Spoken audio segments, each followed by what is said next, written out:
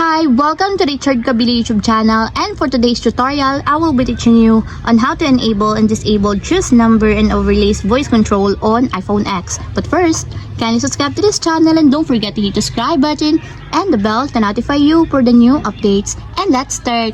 Using your iPhone X from your home screen, first go to Settings. Then in the settings, scroll down and find the accessibility and then tap. Then in the accessibility, scroll down again and go to physical and motor section and then tap the voice control. Then in this part in the voice control, go to the section and then tap the customize commands. Then after that in the customize commands, find and tap the overlays. And then on the overlays, find and tap again the choose number.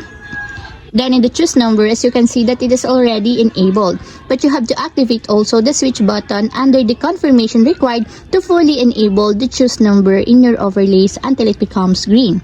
And if you want to disable or turn off, just tap again the switch button just like this.